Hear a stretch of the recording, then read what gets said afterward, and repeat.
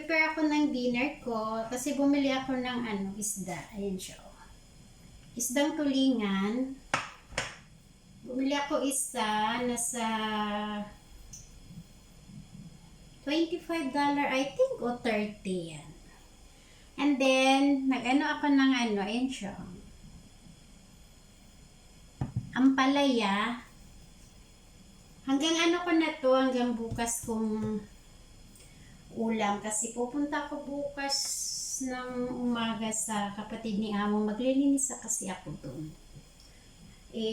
Mga 3 na ako matapos. Tamang-tama pag uwi ko. Maglinis pa ako kasi darating na sila ni Amo.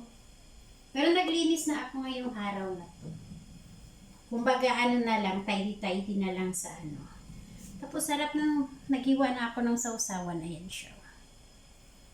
Sibuyas sa kamatis. Then ipiprito ko yung tulingan.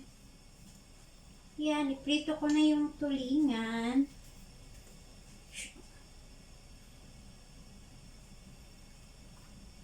Sarap sana to siya gataan mo. Kaso,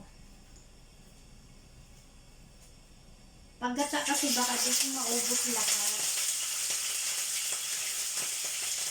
So, prito ko na lang siya. Kasi kahit abutan ko ng 2 araw, ito masisira.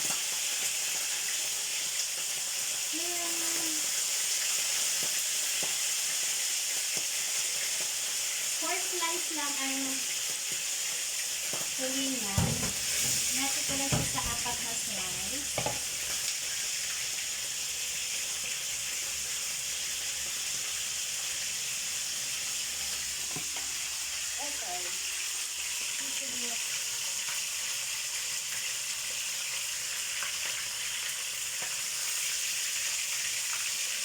Okay.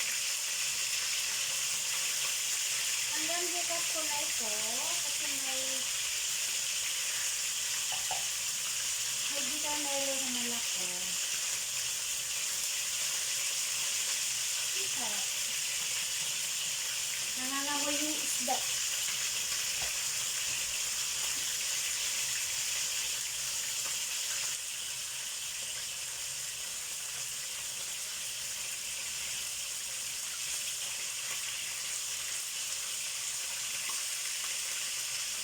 Napansin.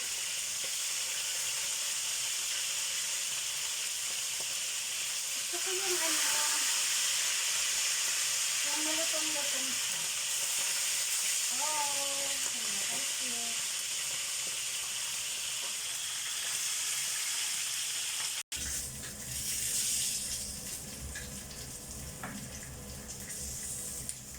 Yan, ito na yung fish ko. Crunchy.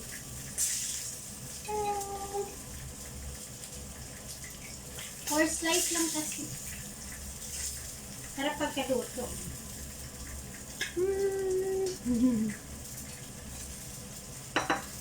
Doon, ready ko na yung kunti lang to. Isang ampalaya. Tapos, sinasawsawan ko, nilagyan ko ng bitter melon. Parang masarap.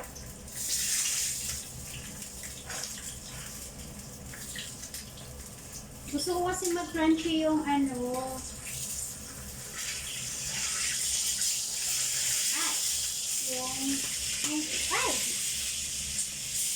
ulo.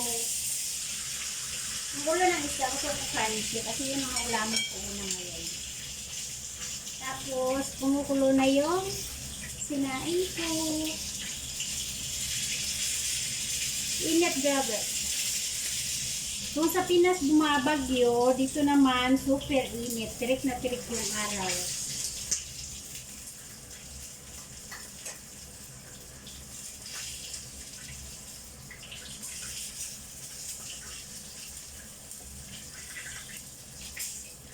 Yan. Ang bahay ng amoy fish. Siguro tama na tong ulo. Crunchy na ata ito. Gusto Gusto ko kasi yung crunchy na crunchy yung ulo kasi kinakain ko yung parang buto-buto niya ba. Ayan.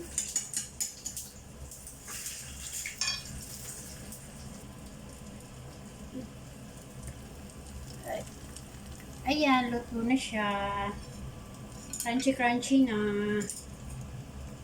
Gusto ko kasing crunchy. Ayaw ko yung isda na ano. Yung pagkakainin mo parang basa-basa pa. Yan.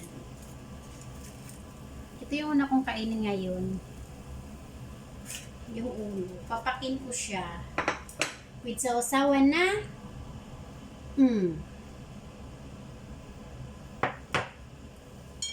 Then, magluluto na ako ng bitter melon. Yan, magluto na ako ng mga panganang ampalay. Ang isasawag ko lang is egg. Ayoko kasi nung may karne. Pero pag kala amo, nilalagyan ko siya ng minced pork. Kasi gusto niya mo may minced pork. Tapos ginamihan ko lang siya ng onion. Para masarap.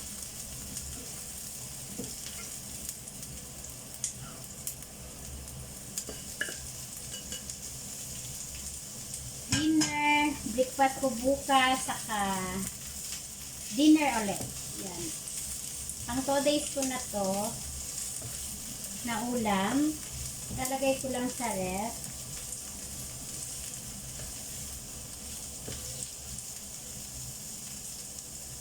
Parang gustong tikman yung isda, yung fish. Kasi parang crunchy. Sarap. Gusto ko ito. Ito yung parang may yung try ko mainit.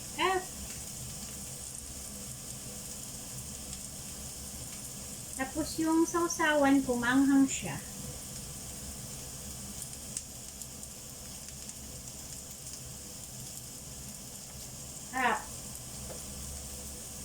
Yummy!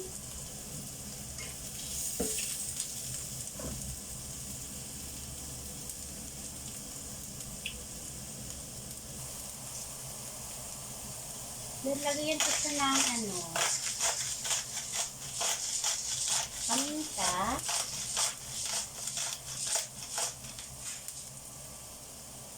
Then, sugar.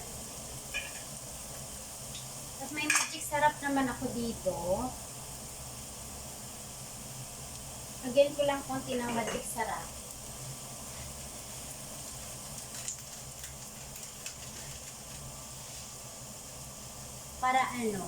Para malinamnam siya.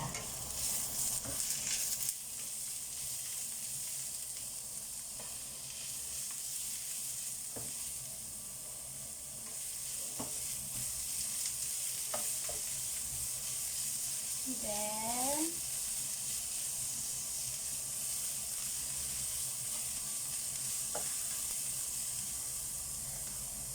binabad ko siya sa asin ng 1 hour para hindi siya para hindi siya mapait. Ganun daw yung sekreto. Dati ayaw kumain, nialaga ko ng bitter melon kasi mapait daw. Kaya ang ginawa ko, binababad ko siya sa asin 1 hour to 2 hour. Yan. Matanggal. Tapos buhusan ko lang ng mainit na tubig.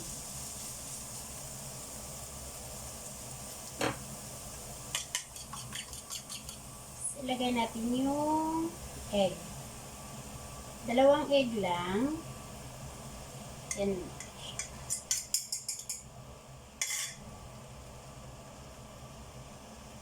Pwede nyo kahit walang rice, yung lang, bitter melon lang.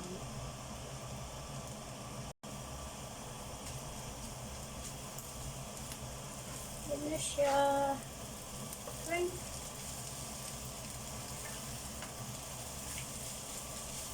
Parang may buo-buo siya na egg.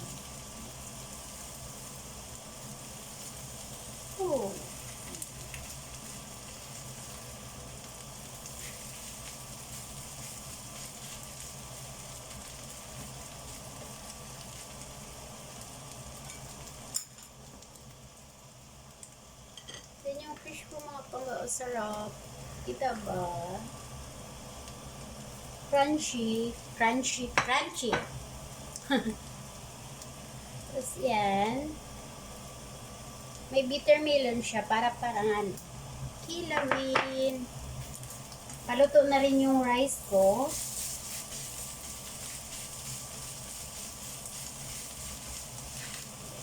Hanggang bukas ko na to. Hindi na ako magluluto bukas. Kung painitin ko na lang siya.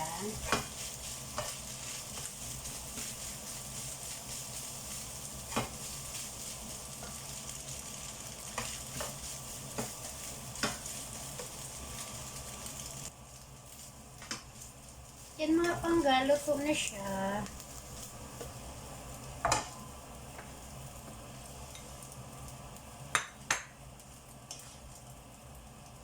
Pwede rin siyang ipalaman sa tinapay. Yan.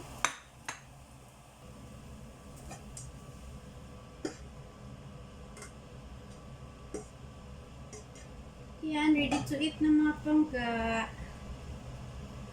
Todo siya ko ngayon. Tapos kailangan kong ubusin yung ice cream pala. Kasi may binili akong ice cream. Kailangan ko rin ubusin. Ready to eat na po. Bitter melon with egg. And then, pritong isda. Yung sausawa natin is super anghang.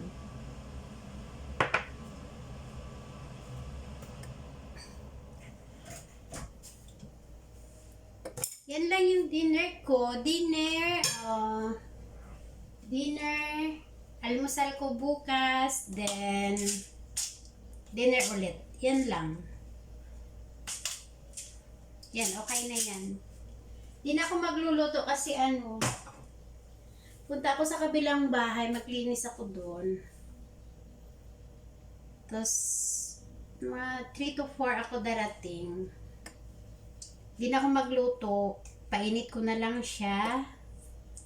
Then mag-tidy pa ako kasi sa gabi darating ay luto na yung kanin ko. Ready to eat na. Sarap. Luto na yung kanin ko eh. Ready to eat na siya.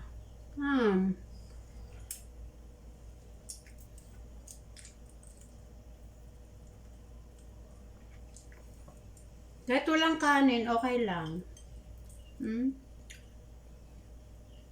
Fish siya tomato, then bitter melon. Hap!